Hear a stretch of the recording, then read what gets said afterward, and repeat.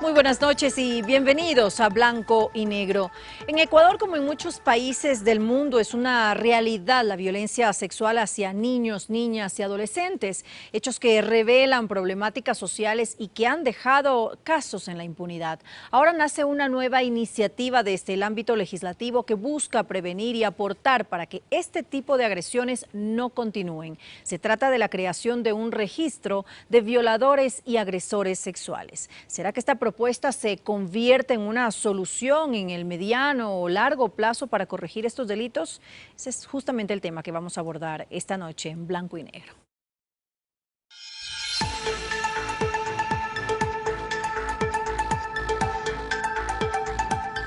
La creación de un registro de violadores y agresores sexuales nace del planteamiento de la legisladora Lourdes Cuesta con la denominada Ley Revas. Esta propuesta fue debatida en primera instancia en el Pleno de la Asamblea. Revisemos a continuación de qué se trata. El proyecto de ley fue trabajado por la Comisión de Justicia y es uno de los 180 que tiene pendientes del Parlamento. La iniciativa es de autoría de Lourdes Cuesta, quien propone la elaboración de un registro donde consten los sujetos que hayan cumplido con sentencias por agresiones sexuales en contra de niñas, niños y adolescentes. Este registro inhabilitaría para trabajar directamente con niños, niñas y adolescentes. Ojo, no es discriminatorio. ¿Por qué? Porque quien cometió un delito de este tipo podrá trabajar como ingeniero, arquitecto, comerciante, lo que sea. Directamente con niños, no. Con esto, el legislativo lo que pretende es evitar que al reinsertarse en la sociedad, un agresor o violador trabaje en espacios donde tenga contacto con niños. No puedan salir a trabajar directamente con ellos porque lamentablemente estas personas no se rehabilitan, reinciden. Todo el mundo tiene derecho a rehacer su vida, pero no vamos a poner a alguien sentenciado por pedofilia a trabajar en un jardín de infantes. Un estudio del Instituto Ecuatoriano de Estadísticas y Censos que data del 2010 revela que entonces 1 de cada 5 niños en el Ecuador había sido víctima de violencia sexual, hecho que en gran porcentaje ocurre en su entorno más cercano. El registro estará a cargo del Ministerio del Interior y su uso será confidencial, sobre todo para precautelar por la seguridad de los niños. Recordemos que el 35% de la población ecuatoriana son niños, niñas y adolescentes y hay que darles una solución. Más de 8.000 casos de violencia sexual se han evidenciado. Las observaciones presentadas durante el transcurso del primer debate serán procesadas por la Comisión de Justicia para incorporarlos en la normativa que consta de apenas 10 artículos. Alexis Moncayo, Medios Públicos. Y para conversar sobre este tema saludamos y presentamos a nuestros invitados de esta noche. Ellos son el doctor Franklin Samaniego, él es vicepresidente de la Comisión Ocasional para Asuntos de la Niñez y Adolescencia de la Asamblea Nacional. Y también se encuentra junto a nosotros el licenciado Nicolás Reyes, él es secretario técnico del Consejo de Igualdad Intergeneracional. Hacemos una pausa y enseguida regresamos junto a ustedes. No se vayan, esto es Blanco y Negro.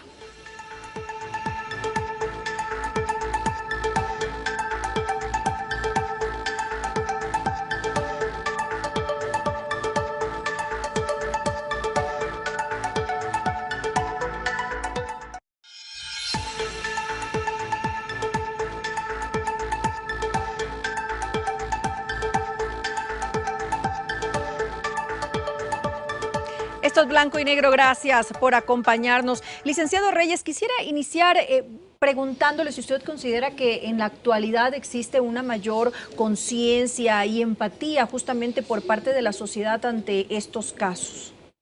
No, en primer lugar, muy buenas noches para usted, para la ciudadanía que nos está mirando. Muchísimas gracias por la invitación.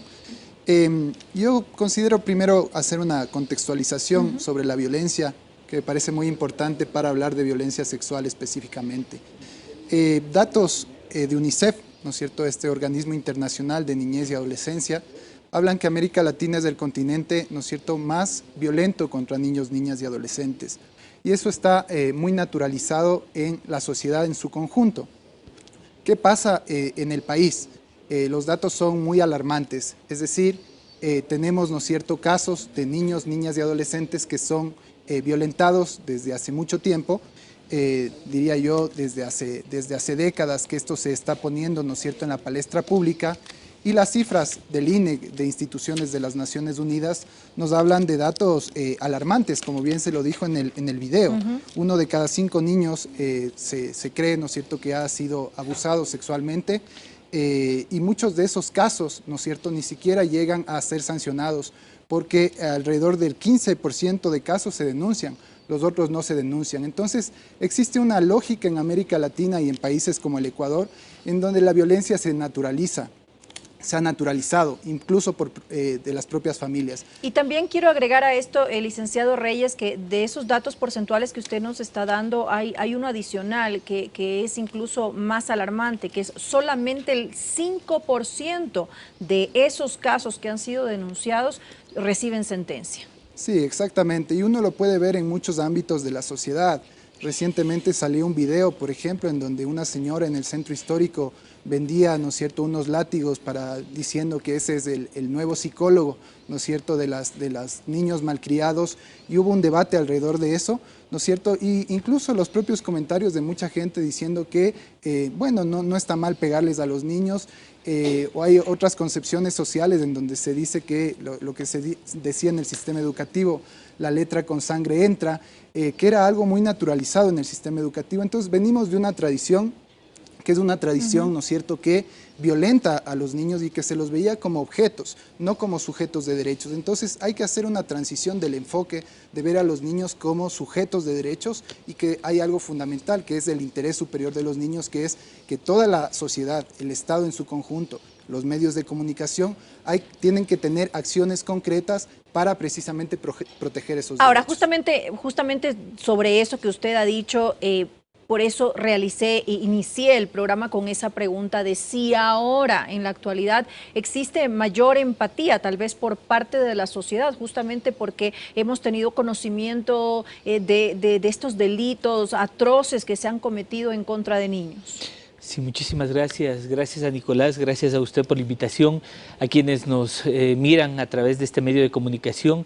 Decirles que es un tema muy complicado, pues en ocasiones trasladamos datos, trasladamos cifras, y yo siempre señalo que detrás de un dato y una cifra hay un rostro, hay una familia, está la sociedad, y esa triple responsabilidad que tenemos entre el Estado, la sociedad y la familia, que es una armonía en virtud de la cual tiene que plantearse un sistema de protección integral que efectivamente se lo pueda llevar a la práctica. Yo, para abonar algunos datos, recién yo soy parte de la Comisión de Justicia, vicepresidente de la Comisión Ocasional para tratar temas de niños en la Asamblea Nacional, pero además fui parte de la Comisión Ampetra, y que hicimos una investigación alrededor de un año. Tenemos un informe voluminoso que tiene 10 cuerpos de recomendaciones a 10 instituciones del Estado, en las que se evidencia algunas falencias estructurales, como por ejemplo la falta de articulación, la imposibilidad de conjuntamente mirar el problema en su integralidad, y no educación por un lado, salud por otro lado, justicia por otro lado.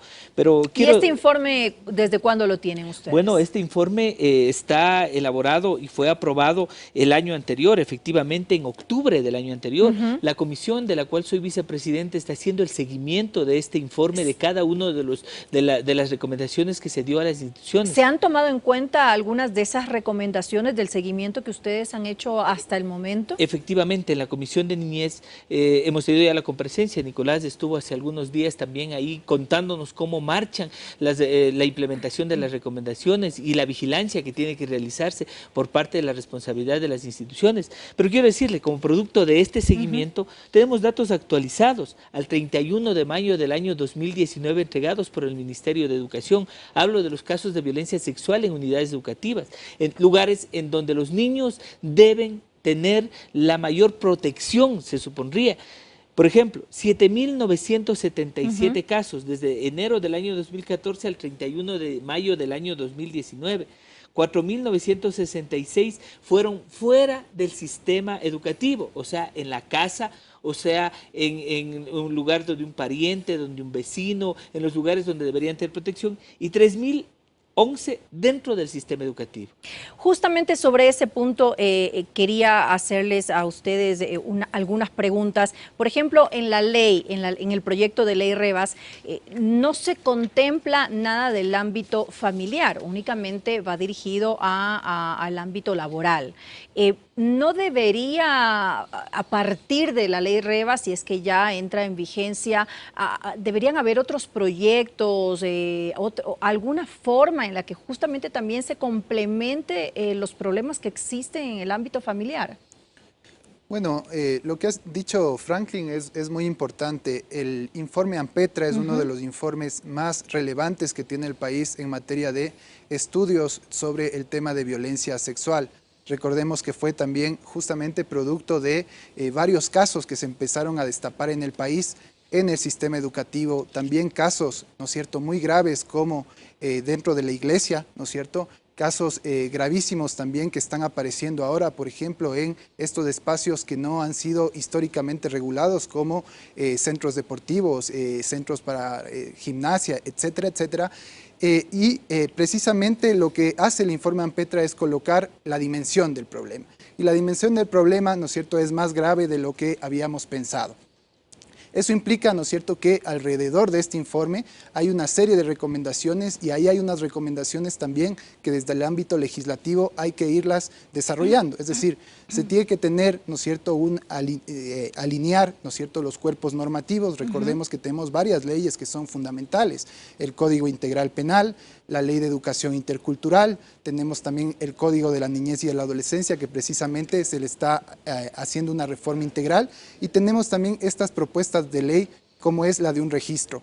A nosotros, desde la visión de protección de derechos de los niños, niñas y adolescentes, nos parece que es una ley interesante, es importante que el Estado, ¿no es cierto?, y que la sociedad en su conjunto tengan un registro de esto lo que ha pasado, y lleven un registro de quienes hayan sido agresores, ¿no es cierto?, violadores, criminales sexuales, ¿no es cierto?, como se conoce, precisamente para tener información y que se tengan, ¿no es cierto?, luego que estas personas no puedan tener una relación directa, por ejemplo, en niños, niñas y adolescentes, en espacios educativos, en espacios, digamos, deportivos, etcétera.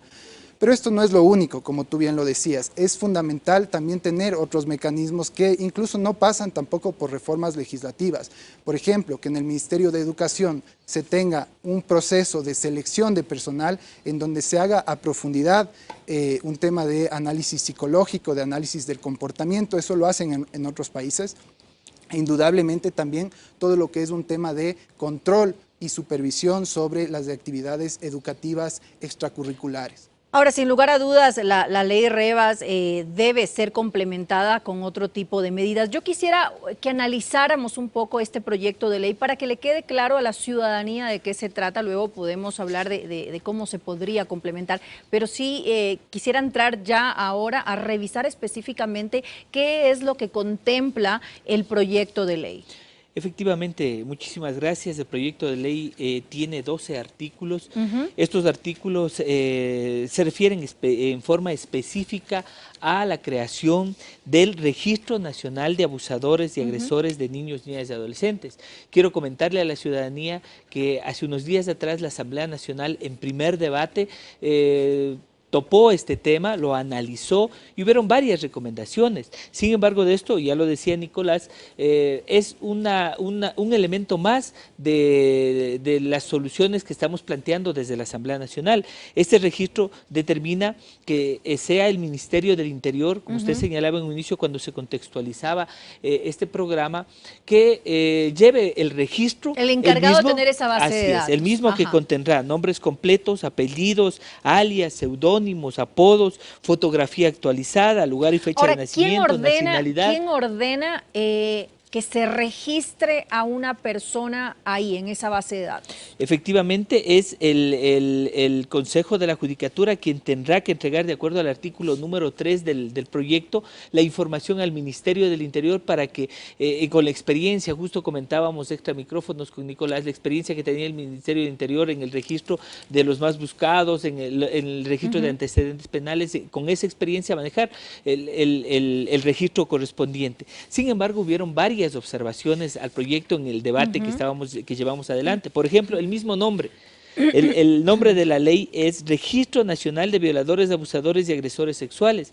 El Código Orgánico Integral Penal es más amplio, habla de los delitos contra la integridad sexual y reproductiva, y tenemos varios que no están contemplados o quedarían fuera, como por ejemplo privación forzada de capacidad de reproducción, como por ejemplo el estupro, el tema del material pornográfico, la distribución de material pornográfico con niños, niñas y adolescentes, la corrupción de niños, niñas y adolescentes. Es decir, sí está contemplado el tema de material pornográfico, pero yo sí me di cuenta de algo, que está contemplado como entregar material pornográfico a niños, niñas y adolescentes, pero es cuestión de una palabra nada más, pero no dice con. O sea, con niños, niñas y adolescentes. Lo que se planteó es que la ley se llame registro de delitos, de personas que hayan cometido delitos contra la integridad sexual para que tenga una mayor amplitud. Así es. Y se incluyan estos otros elementos que son, o estos otros tipos penales que son de suma importancia. Ahora, licenciado Reyes, la ley es general, la ley es para todos. También en el caso de sacerdotes, por ejemplo, que hemos tenido también escándalos gravísimos con relación a agresiones sexuales a menores, ¿están contemplados ahí?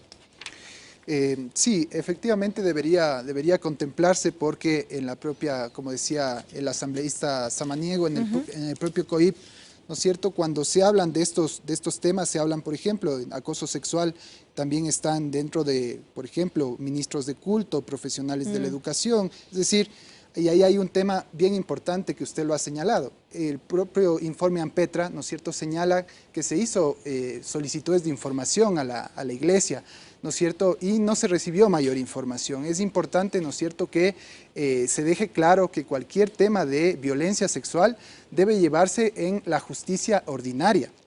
Es decir, anteriormente la propia doctrina de donde viene la iglesia, lo que hacían anteriormente era incluso este tipo de casos dentro de la propia iglesia, juzgarlos a su manera, ¿no es cierto?, con el derecho canónico, y esto hay que ser y había una especie de encubrimiento muy claros. También. Es decir, los encubrimientos eran claros. ¿Qué pasaba cuando había, ¿no es cierto?, un caso como esto? Simplemente alguien que estaba vinculado a un tema de violencia sexual se lo mandaba a otro país o simplemente a otra provincia, y no llegaban a otra parroquia, a la justicia ordinaria. Y no llegaban nunca a la justicia ordinaria.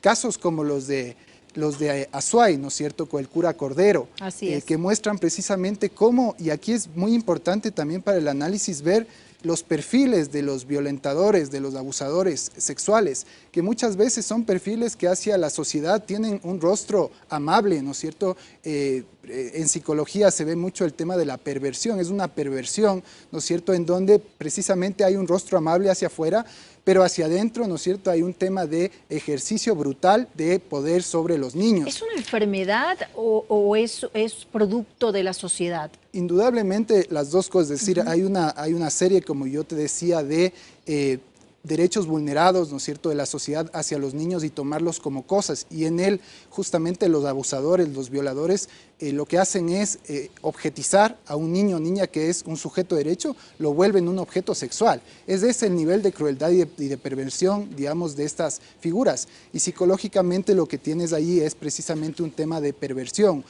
Hay algo que se pervierte en esa relación con el niño, y precisamente lo que se puede ver es que estos perfiles buscan espacios, ¿no es cierto?, en donde tengan relación directa, espacios educativos, espacios deportivos, ¿no es cierto?, la iglesia, y lo que hacen es generar a veces relaciones de confianza con las familias, como para decir, sí, déjenlo solo conmigo, ¿no es cierto?, hay una relación de confianza, y ahí es donde ejercen ese tipo de actos brutales.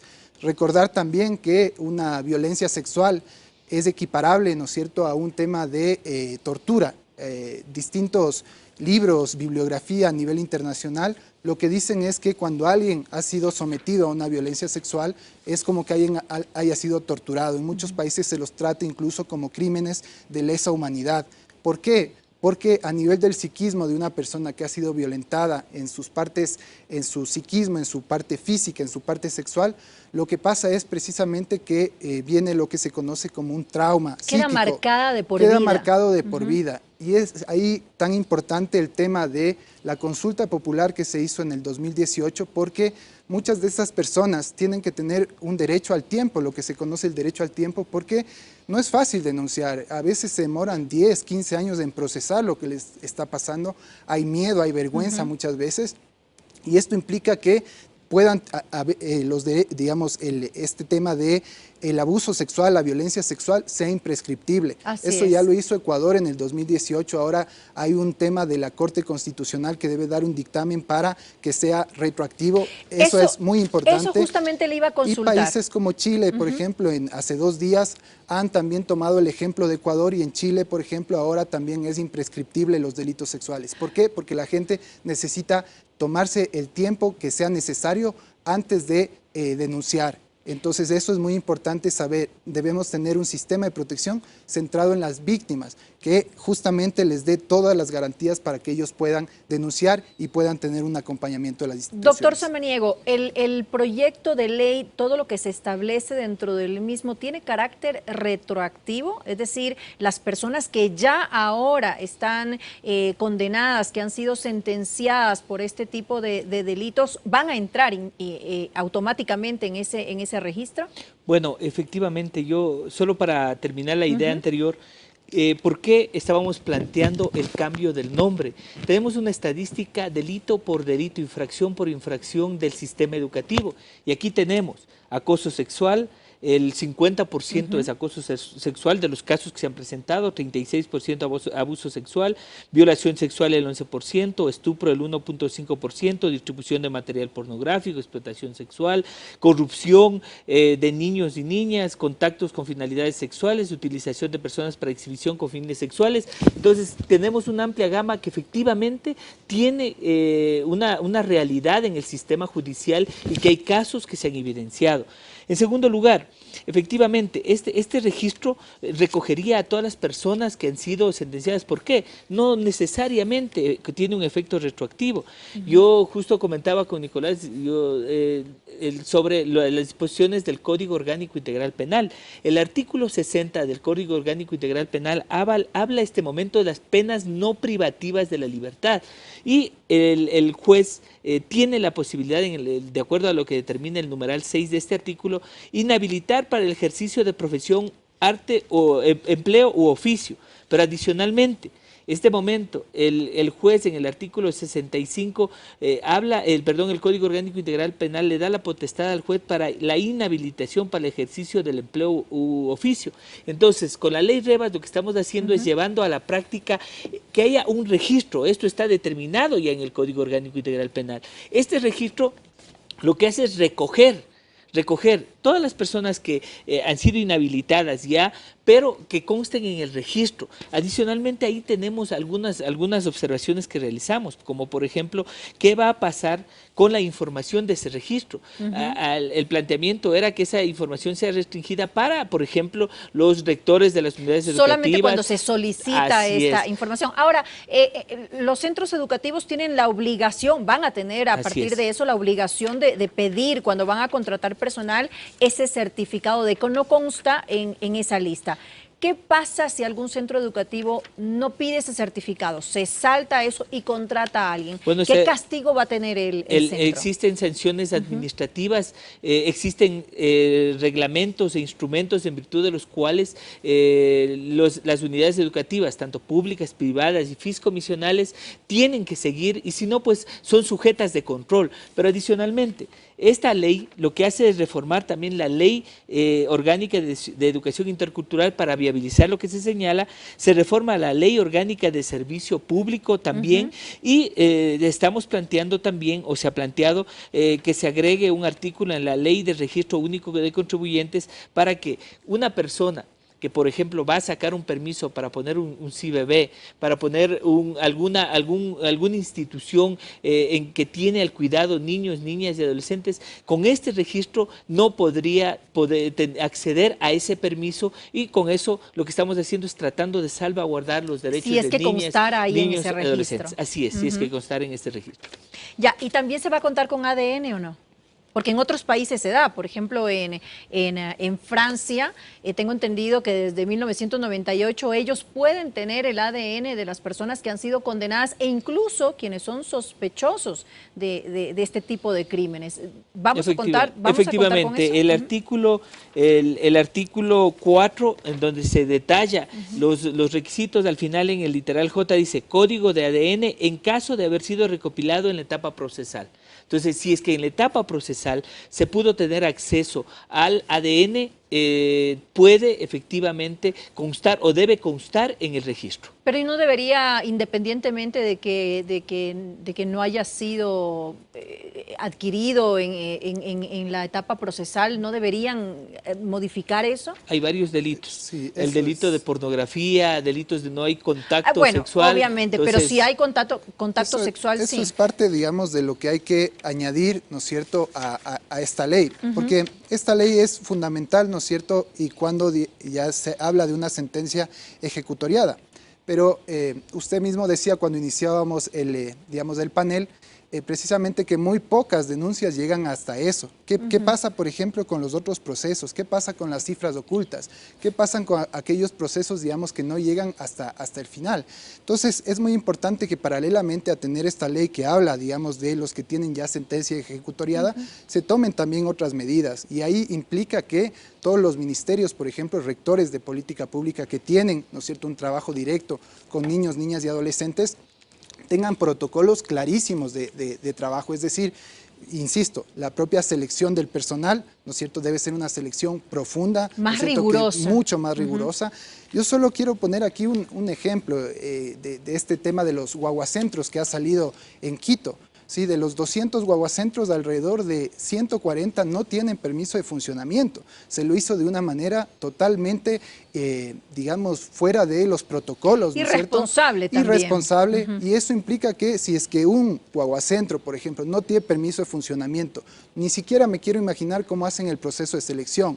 Recordemos que es en esos filtros, ¿no es cierto?, que son los filtros del servicio directo en la política social, en donde deben haber protocolos muy claros de selección, de seguimiento, de sanción, de identificación temprana de casos de violencia y de remisión de esos casos de violencia a las entidades pertinentes. Ha pasado en el país, por ejemplo, que hace varias décadas casos de violencia brutales, ¿no es cierto?, contra niños, niñas y adolescentes que se han quedado guardados, ¿no es cierto?, en cajones de rectores, vicerrectores o en el propio sistema, digamos. Eso no puede pasar. Cualquier caso de violencia, y esto hay que recordarlo a todas las autoridades, debe ser, si es que es un caso de violencia sexual, inmediatamente esto debe ir a la Fiscalía General del Estado.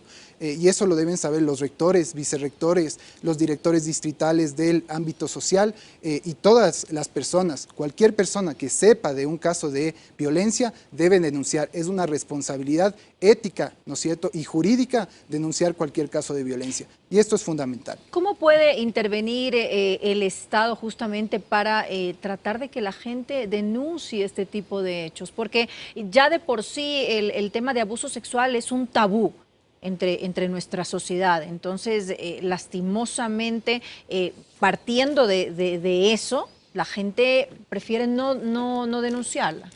A ver, primero debe justamente, además de los cuerpos legales, resolverse un nudo crítico que salió en la propia Comisión Ampetra, que es el tema de la justicia. Y se necesita un tema de celeridad judicial. No puede ser que hayan casos que demoren, por ejemplo, 3 o 4 años para justamente llegar a una sentencia. Lo que se necesita es precisamente una reforma integral dentro del sistema de justicia. Y ahí han habido recomendaciones muy claras. Se necesita más médicos peritos, se necesita más psicólogos, se necesita profesionalizar a jueces, a fiscales que tengan una profesionalización en temas de niñez y adolescencia y protocolos que en otros países se conocen como protocolos de escucha especializada, que tengo entendido que ya han dado unos avances importantes también dentro del ámbito judicial en nuestro país. Lo que se necesita son 3 cosas. Más recursos, ¿no es cierto?, en el sistema judicial, ¿no es cierto?, celeridad y el tema de especialización en temas de violencia. Y ahí las universidades tienen un rol fundamental, que es también implementar carreras, ¿no es cierto?, de pregrado, de posgrado, de especialización en casos de violencia sexual. El país no cuenta con especialistas en materia de violencia sexual y eso es un grave problema para el país.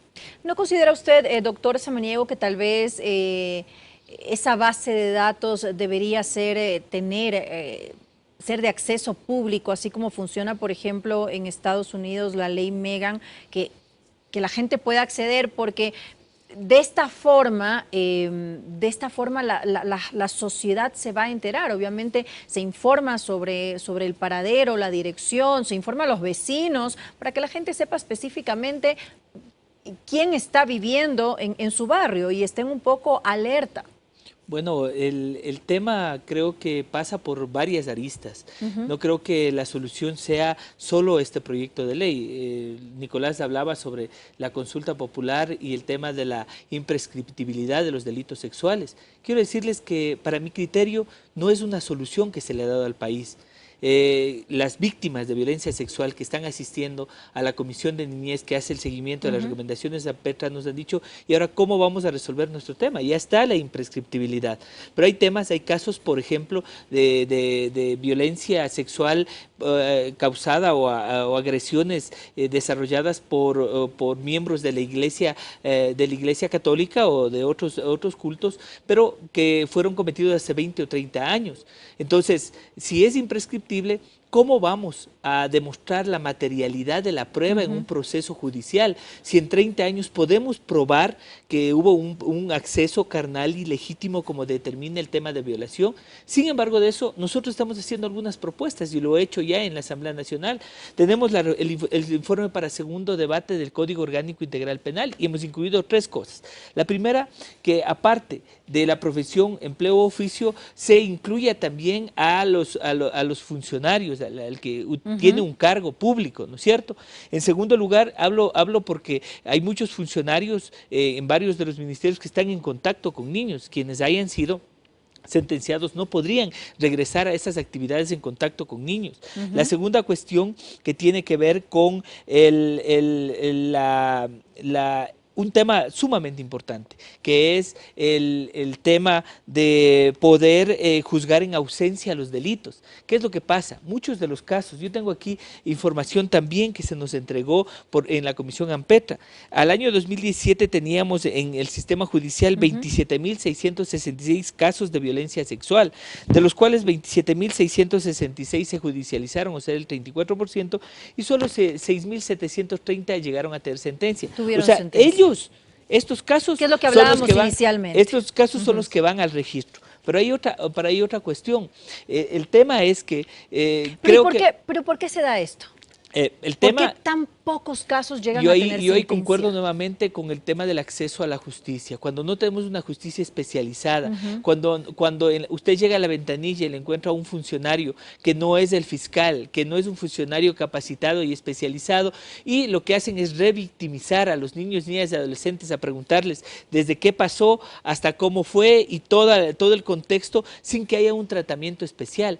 Cuando conversábamos con la Fiscalía General del Estado y en la información que nos entregaron, tenían un déficit casi en un 30, un 40% de los servidores y operadores de justicia, entre psicólogos y trabajadores sociales, peritos, todo el sistema forense necesitaba el tema de la inserción de personal adecuado para poder tratarse. Pero adicionalmente, cuando llegamos ya a los temas del proceso penal, el proceso que es largo y tortuoso, este momento hemos incluido ya en la reforma del Código Orgánico Integral Penal un procedimiento expedito para tratar los temas de violencia intrafamiliar, en donde también ingresarían estos temas, pero tenemos una deuda y tenemos que asumir en la Asamblea la responsabilidad. Hay una sentencia de la Corte Constitucional que manda hacer un procedimiento expedito, especial y particular para los casos de violencia de niños, niñas y adolescentes, que es el que tenemos que desarrollar. Pero adicionalmente, usted recuerde que cuando hablamos de la protección integral, hablamos de la prevención. Y cuando hablamos de prevención, ahí entran varias cosas que tienen que implementarse, desde la casa, en el sistema educativo, los protocolos, para poder evidenciar que justamente este proyecto de ley va dirigido hacia eso, hacia la prevención. Luego el tema de la atención O sea, ¿cómo respondemos cuando hay este tipo de problemas, tanto en el tema de salud, de educación, pero posteriormente en el tema de atención? ¿Cómo todo el Estado responde a este problema y atienden en el tema administrativo, pero también en el tema judicial? Y un tema que también es una deuda y que los jueces tienen que ayudarnos a resolver, que es el tema de la reparación integral. Todavía no existe una reparación integral para niños, niñas y adolescentes. Yo decía al inicio, cada cifra es un rostro. Cuando pasa esto, a un niño le destruyen su plan de vida, a su familia le afectan. ¿Cómo el Estado repara al niño y a la familia para que puedan No hay un acompañamiento por parte del Estado en este tipo de casos a los niños que han sufrido de agresiones sexuales? Yo vuelvo a insistir y algo que decía Franklin que es importante. Yo antes hablaba, ¿no es cierto?, del perfil de los agresores, de los violadores en muchos casos, ¿no es cierto?, y este tema de la perversión. Ahora bien, ¿cuál es el otro lado de la moneda? Es decir, ¿cuál es la característica, ¿no es cierto?, de las víctimas? ¿Qué pasa a una víctima? ¿No? Yo les decía en un primer momento, pongámonos todos, las personas que nos están viendo y escuchando, a imaginar, ¿no es cierto?, una niña de 4 años que ha sido violada sexualmente y que además recordemos que muchos de estos casos lamentablemente pasan en el núcleo familiar. Cerca del 65%, 70% de casos pasan dentro del núcleo familiar. Muchas veces cuando denuncian a la víctima, la propia familia, ¿no es cierto?, no les cree. O le dicen mejor no hables, ¿no es cierto?, para no romper esto del prestigio institucional o familiar, ¿no? Esta lógica, ¿no es cierto?, de revictimizar nuevamente a aquella persona que ha sentido algo tan doloroso en su vida que, insisto, se asimila a un tema de una tortura. ¿Qué pasa con eso? Muchas veces, la mayoría de los casos queda archivado, queda guardado, entonces esas personas guardan durante toda la vida precisamente ese momento, esa situación tan dolorosa, y las personas, ¿no es cierto?, que denuncian tienen que pasar también por un camino que es bastante largo y muchas veces tortuoso. Es todo un tema, ¿no es cierto?, probatorio, los tiempos muchas veces se alargan. No existe todavía en el país implementado un sistema de acompañamiento psicológico y emocional tan fuerte como debería. El país tiene algunos servicios importantes como son los CEPES, que son los servicios de protección especial, ¿no es cierto?, que están a cargo de la Secretaría de Derechos Humanos. Pero no funciona de forma adecuada, dice usted. Tiene un funcionamiento, es importante, pero la cantidad, la dimensión del problema, ¿no es cierto?, no se dan abasto. La dimensión del problema es tan grande, ¿no es cierto?, que necesitamos cambiar también con políticas de prevención, es decir, hay que paralelamente atender la dimensión de la problemática que es muy grande y acompañar a las víctimas. Necesitamos implementar grandes campañas de prevención para que los niños, niñas y adolescentes de ahora, ¿no es cierto?, precisamente crezcan y se desarrollen con otro tipo de digamos que quizás muchas de las generaciones que estamos ahora, ¿no es cierto?, que venimos de una lógica también muy de discriminación, machista, xenófoba incluso, es decir, hay que trabajar muchísimo todo lo que es el tema de derechos, de convivencia, de precisamente de principios, de que los niños y niñas sepan que no pueden entre ellos, ¿no es cierto?, hacerse ningún daño, que lo que necesitan es trabajar en lo que son relaciones armoniosas. La educación es un factor muy poderoso, muy estratégico y se necesita trabajar fuertemente en todo lo que es la educación. La sociedad debería estar movilizándose y haciendo marchas precisamente contra la violencia sexual, contra el abuso sexual, no haciendo marchas porque en otros campos, ¿no es cierto?, hay una progresividad de derechos. Entonces, veamos también, es importante que la sociedad se movilice y no deje pasar esto como que nada pasara. Pero entonces, ¿existe indiferencia por parte de la sociedad? Existe actualmente indiferencia y eso necesitamos revertirlo. El país fue de los primeros países que suscribió hace 30 años la Convención por los Derechos de los Niños, 30 años, y hay que hacer el balance de qué ha pasado 30 años acá y deberíamos ser los del primer país, ¿no es cierto?, que precisamente nos movilicemos, la sociedad se movilice para rechazar lo que ha pasado en determinados malos factores en el sistema educativo, en la iglesia, en las familias y precisamente rechazar ese tipo de relaciones tóxicas que se están dando en las instituciones y en las familias. La violencia sexual es un crimen, es una tortura contra los niños, niñas que sienten eso. Entonces debemos actuar y hay que actuar de forma inmediata. Esto no puede pasar más tiempo, hay que actuar de forma inmediata. Pero justamente con referencia a lo que usted dice y también replanteando mi pregunta que le hice hace un momento al doctor Samaniego, por ese derecho que tiene la sociedad de salvaguardar, y redundo un poco en los derechos de los niños, niñas y adolescentes, ¿no debería ser de acceso público la información que va a estar en esa base de datos? Bueno, efectivamente yo concuerdo con todo lo que se ha señalado, pero existen derechos también consagrados en la Constitución. La Constitución determina un sistema de rehabilitación y de reinserción de las personas que han cometido infracciones. Que no funciona. Que no funciona, pero además es un sistema y es otro debate profundo que hay que realizarlo. Pero, sin embargo de eso, nuestra Constitución también establece derechos. Las personas privadas de la libertad están privadas o reducidas sus derechos políticos, pero tienen derechos humanos. Y cuando uno sale, o una persona sale del sistema de rehabilitación, tiene que reinsertarse a la sociedad. Sin embargo de eso... Pero doctor Samaniego, ¿hasta dónde llegan esos derechos? Los derechos humanos nos llegan hasta los derechos de otro ser humano, es decir, ellos tienen sus derechos, pero si llegan a atropellar los derechos de otro ser humano, en este caso de niños, no deberían ya dejar de tener esos derechos que muchas veces se defiende tanto.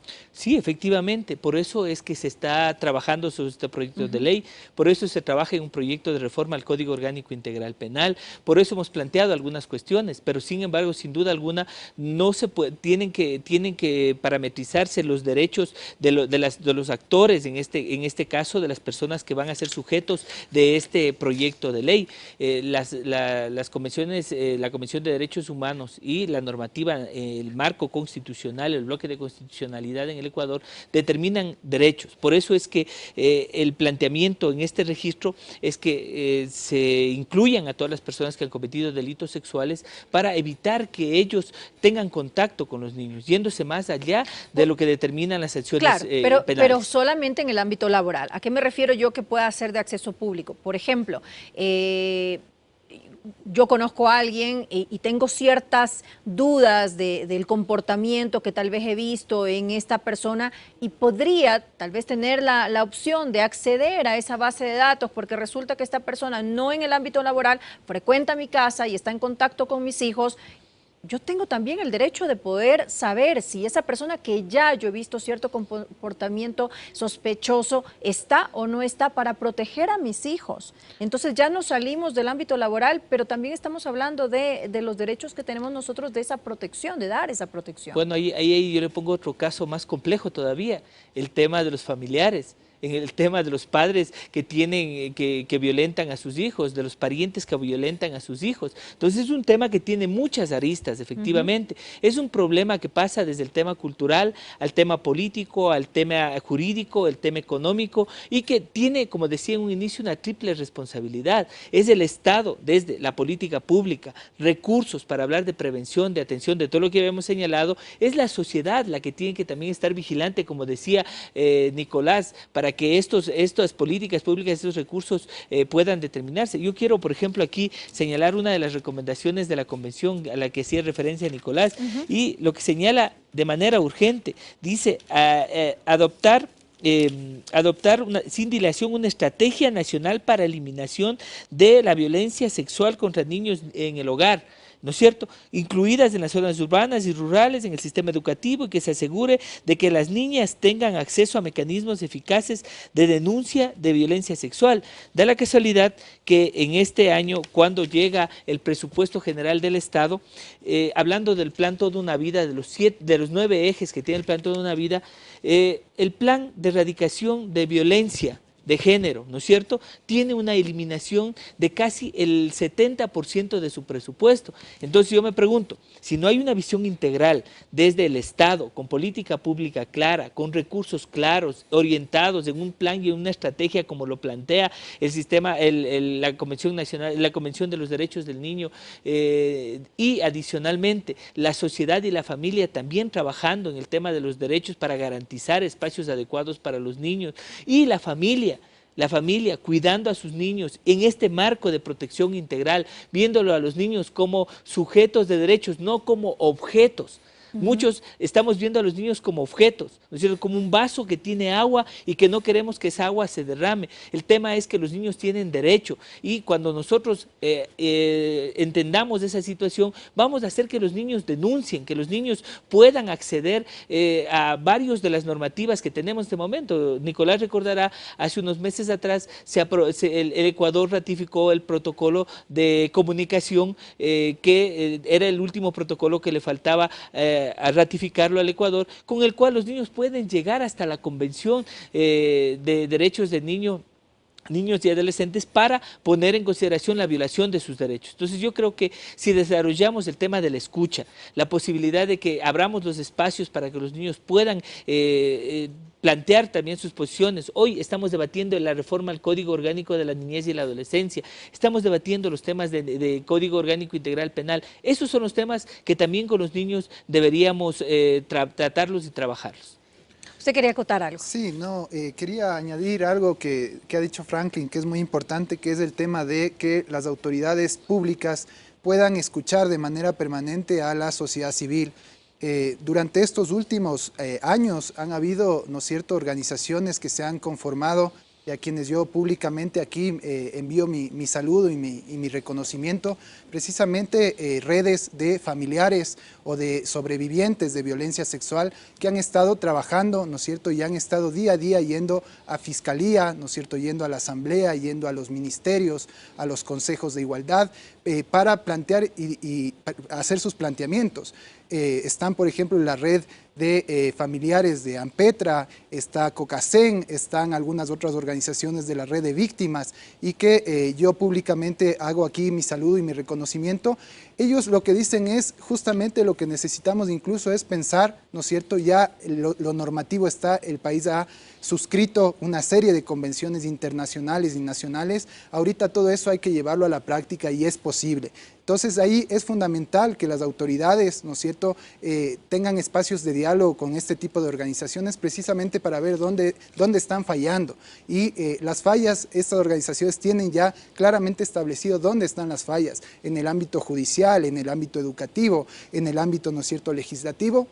Y es fundamental hacer un trabajo conjunto con las organizaciones de la sociedad civil, que son personas, ¿no es cierto?, colectivos de víctimas que han vivido en carne propia este tipo de situación y que tienen cosas valiosísimas por decir al Estado ecuatoriano, a las 5 funciones del Estado. Tengo que irme a una pausa, pero antes de eso quisiera hacer una pregunta con una respuesta corta acerca del monitoreo, digamos, que se va a hacer de las personas que constan en esta lista en el proyecto de ley.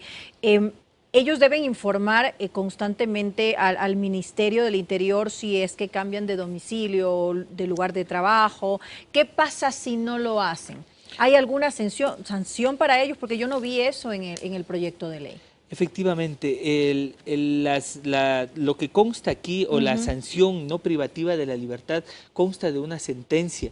Y cuando no se cumple una sentencia, uno tiene una sanción. Pero adicionalmente, aquí se determina la forma cómo se lo va a hacer. Si es que el ministerio o como funcionarios públicos no dan cumplimiento a una disposición normativa y más a una sentencia dictada por un juez, son sujetos de sanción y tienen que hacerlo de manera obligatoria.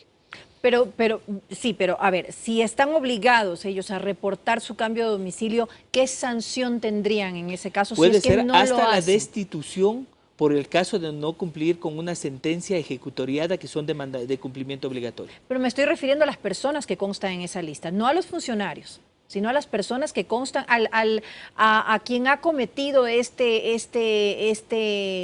delito y ha sido sancionado y después sale a la calle y tiene que estar informando. ¿Quién es el encargado de informar, de actualizar esa base de datos? Porque no es solamente el ministerio, sino la gente que ha sido condenada, las personas que constan en esa lista, a eso me refiero, no a los funcionarios. El Ministerio del Interior tendrá que emitir la normativa secundaria, o sea, eso no existe todavía. reglamentación pertinente para ver cómo se va a manejar el registro, y en esa normativa tendrá que adoptarse los parámetros que usted Por señala. eso le preguntaba, porque justamente yo revisé el proyecto de ley y no vi en ninguna parte que constara que hubiera alguna sanción en caso de que la persona que ha sido condenada y que tiene la obligación, porque sí habla de la obligación de obviamente informar sobre cambios de dirección o cambios de trabajo, pero en ninguna parte habla de una sanción. Me imagino que entonces eso vendrá posteriormente cuando ya sea ley. Claro, luego esta ley, ¿no es cierto?, toca hacer un ejercicio de reglamentación, incluso detallar cada uno de los procedimientos que están en los articulados. Es una ley bastante corta, entonces el reglamento, digamos, lo que hay que hacer debería justamente estipular ya a este nivel de detalle. Incluso, digamos, nosotros desde el Consejo para la Igualdad, lo que sí hemos visto es que es muy importante que si es que exista un diálogo entre el Consejo de la Judicatura y el Ministerio del Interior, un diálogo permanente, además no solo en este sistema de información o de registro, en general, digamos también, por ejemplo, en el sistema de víctimas. Es fundamental también fortalecer esto, porque pasa mucho que a veces las instituciones tienen información cruzada o no tienen rápidamente las mismas bases de datos. Siempre, evidentemente, cuidando la confidencialidad de las víctimas, ¿no es cierto?, y respetando los debidos procesos, pero el país necesita fortalecer sus sistemas de información. Bueno, ahora sí vamos a hacer una breve pausa y enseguida continuamos junto a ustedes. Gracias por acompañarnos. Esto es Blanco y Negro.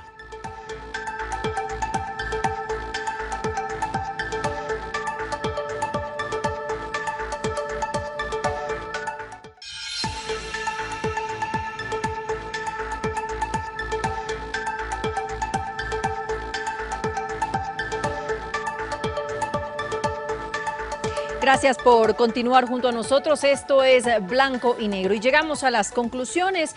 ¿Cuál es la cuota de responsabilidad de todos los ciudadanos? ¿De qué forma protegemos a nuestros niños? No, gracias por la pregunta. Hemos hecho un balance de la problemática muy profundo en el programa. Creo que también hay que plantear cuáles son, ¿no es cierto?, las soluciones. Primero, el país ahorita necesita, ¿no es cierto?, cumplir con las recomendaciones del informe AMPETRA y con las solicitudes de aquellas redes y organizaciones de familiares de víctimas, de sobrevivientes de abuso sexual y dar una respuesta efectiva. El país necesita estructurar, ¿no es cierto?, una política de un sistema de atención, ¿no es cierto?, y de restitución integral a las víctimas. Eso es lo fundamental que ahorita el país tiene que trabajar en política pública, en normativa, en protocolos. El país necesita presupuesto, el presupuesto, ¿no es cierto?, para la rehabilitación integral y para atender estos casos debe estar contemplado en el presupuesto general del Estado. Eso es fundamental que se lo vea como una prioridad, y este tema de violencia y violencia sexual. No hay al momento un presupuesto asignado. Hay presupuestos, pero justamente lo que hay que hacer es incrementar esos presupuestos, ¿no? Es fundamental que se dé una prioridad presupuestaria, ¿no es cierto?, y técnica para tratar estos temas. Y el otro elemento, ¿no es cierto?, se necesita celeridad judicial, solicitar, ¿no es cierto?, a las distintas funciones del Estado que pongan esto como prioridad uno, ¿no es cierto?, en el país, y el tema también de lo que es, ¿no es cierto?, todo unas políticas de prevención. Se necesita trabajar fuertemente en campañas comunicacionales, campañas educativas desde los más chiquitos, ¿no es cierto?, hasta la universidad. Se necesita hacer un proceso de especialización, trabajar muy fuerte con las universidades públicas y privadas para hacer un proceso de especialización, y se necesita indudablemente de parte de la ciudadanía, ¿no es cierto?, denunciar, ¿no es cierto?, no callar. El silencio es lo peor, ¿no es cierto?, en casos de violencia. Hay que denunciar, hay que tomar cartas en el asunto, y no podemos de ninguna manera, ni autoridades públicas, ni sociedad civil, ni medios de comunicación, ser cómplice ni del silencio, ¿no es cierto?, ni de la impunidad. Cualquiera que sea un caso que nosotros conozcamos de cualquier persona, ¿no es cierto?, que esté involucrada en este tipo de cosas, hay que denunciar, porque es una responsabilidad ética y jurídica que tenemos como ciudadanos. Ser más sensibles ante este tipo de situaciones. Ser más sensibles, y el tema de asumir lo que nosotros tenemos por normativa. Nosotros tenemos un código de la niñez, el país es signatario de la Convención por los Derechos del Niño, nosotros tenemos la Constitución de la República, necesitamos justamente asimilar eso como sociedad. Los niños niñas y adolescentes son sujetos de derechos y necesitan la máxima protección de absolutamente todos, ¿no es cierto?, del Estado, de la sociedad civil y de la familia. Indudablemente, solo en esta triada, ¿no es cierto?, trabajando de la mano, vamos a lograr superar este tipo de casos y marcar un antes y un después. Hay que pasar la página marcando un antes y un después y que esto se convierta en política pública de alta prioridad y que se convierta precisamente en ahora que estamos hablando de los acuerdos nacionales, en un acuerdo nacional de justamente combate a todo tipo de violencia contra los niños, niñas y adolescentes. Doctor Samaniego. Muchísimas gracias. Efectivamente, creo que la doctrina de protección integral determina algunos elementos sumamente importantes. La prevención, que nos corresponde a todos, la atención de la misma manera, el tema de la sanción, evitar la impunidad en los casos y la atención especializada para niños, niñas y adolescentes y la reparación, en que el Estado, un Estado que pueda brindarle a la familia no solo de las personas que fueron afectadas, sino a todos quienes de una u otra manera podemos aportar en ese sentido. Desde la Asamblea Nacional tenemos una gran responsabilidad, la normativa, estamos reformando el Código Orgánico Integral Penal, hemos reformado la Ley Orgánica de Educación Intercultural, hoy estamos trabajando en el Código de la Niñez y la Adolescencia, se ha hablado de incluir un capítulo de violencia para el tratamiento de la violencia en el Código de la Niñez y la Adolescencia. Tenemos que tener claro algunos principios fundamentales como el interés superior del niño y posteriormente analizar la relación familiar en torno a esta problemática que se viene dando, que no es aislada. Yo no voy a hablar de los recursos, ya hemos señalado, no voy a hablar de la estrategia que el mismo comité está planteando, que tiene que ser integral y que tiene que ser oportuna, ágil para poder atender estos temas, pero sí decir que desde la potestad de fiscalización que tenemos, tal como lo hicimos en Ampetra, como lo estamos haciendo en la comisión, mientras esté en la Asamblea Nacional, proceder a investigar los casos que correspondan, no solo los puntuales, sino los generales, porque creo que tenemos una gran deuda y podemos, desde todos los espacios en los que nos encontramos, garantizar los derechos de niños, niñas y adolescentes. Recordemos nuevamente, como decía un inicio, que tras de una cifra de estos 7.900 niños que fueron identificados, casos de abuso sexual, está un rostro, está una familia y nuevamente ratificar nuestro compromiso por seguir luchando por los derechos de niños, niñas y adolescentes. Bueno, y con esto finalizamos. Agradecemos a nuestros invitados de esta noche y a ustedes, amigos televidentes, por acompañarnos.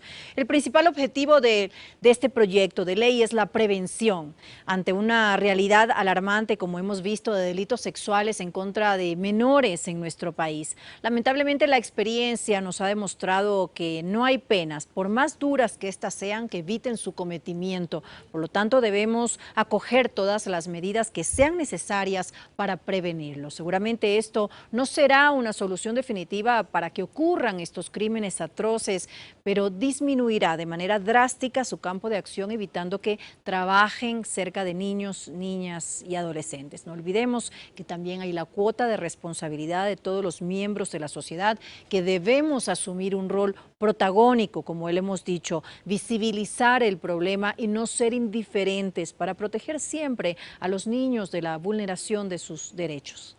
Con esto finalizamos. Gracias y nos vemos la próxima semana. Esto es Blanco y Negro.